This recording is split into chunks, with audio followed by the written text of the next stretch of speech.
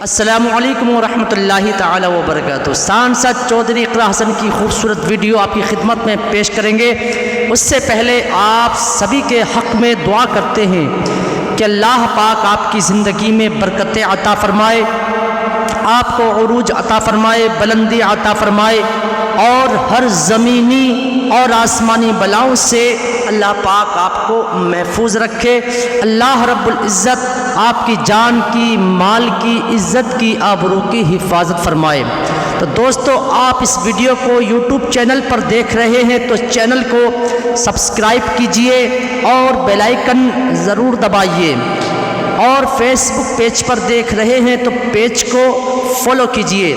चलिए देर ना करते हुए सांसद चौधरी इकरा हसन की वीडियो आपकी खिदमत में पेश करते हैं।